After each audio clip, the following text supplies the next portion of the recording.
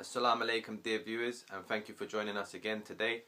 Today we will be exposing and clearing up the misrepresentations, the misinterpretations and misunderstanding the far right like to spread about Islam and the Quran.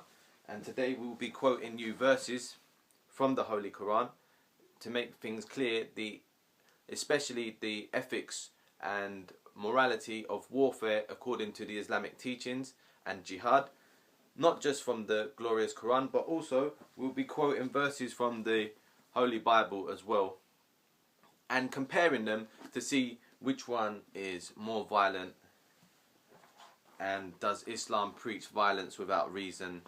So we had quoted some verses the far right like to use to portray Islam as a violent religion, but we will also be quoting verses which they don't like to talk about or they must have overlooked.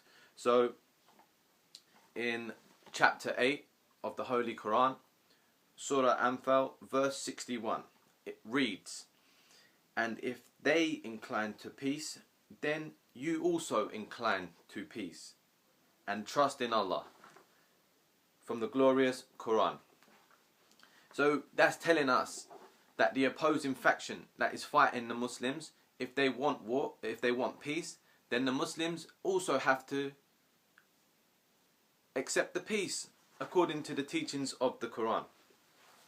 So it's not that Islam is a violent religion and we're fighting for the sake of fighting.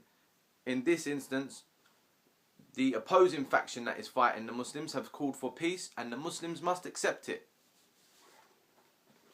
But you will not hear these verses quoted from the far right because they have an agenda and they're not real truth seekers. They live in their own world and they will only accept what they feel is acceptable to them, to their own understanding. So they will quote verses out of context. For instance, in Surah Tawbah, chapter 9 of the Holy Quran, we read from verse 3, "And announce a painful punishment to those who disbelieve." Yes? "Except those of the idolaters with whom you made an agreement. Then they have not failed you in anything and have not backed up anyone against you, so fulfill their agreement to the end of their term." So in this verse, it's saying, announce a painful punishment to the disbelievers, except those who you made an agreement with. Meaning, you don't tell those people about a punishment. They don't have a punishment, according to this verse. You don't announce a punishment towards them. And if you remember, during the Spanish Inquisition, when many Jews were being persecuted in Spain, a lot migrated to the Ottoman Empire, and they were protected. This is the agreement that is based in the Quran with the idolaters. We continue on. "Surely Allah loves those who are careful of their duty. So when the sacred months have passed away, then slay the idolaters wherever you find them, and take them captives and besiege them, and lie in wait for them in every ambush." Now this is the favourite verse they like to quote, the far right like to quote. So, "Surely Allah loves those who are careful of their duty. So when the sacred months have passed away," there are certain months in the Islamic calendar, even before Islam, it was not allowed to fight during these months. So the day before the month began, a lot of vendettas were sorted out, and that day was a day known as a bloody day before the sacred months began. So if you had a score to settle, you'd settle it before the sacred months. "Then slay the idolaters wherever you find them, and take them captives, and besiege them, and lie in wait for them in every ambush." So is this like, do you really think this verse is saying to kill them outright? No, it's saying to take captives, besiege them, lie in wait for them. If we continue on, "Then if they repent and keep up prayer and pay the poor rate, leave their way free to them. Surely Allah is forgiving, merciful." So if they repent, they've made a transgression. If they repent and keep up prayer and pay the poor rate, leave their way free to them. Surely Allah is forgiving, merciful. So it's not saying kill them, actually. It's saying find an excuse for them, because these people, they've attacked the Muslims. Here, in the verse we quoted before, it says if they incline towards peace, you incline towards peace. Well, obviously, they've not inclined towards peace.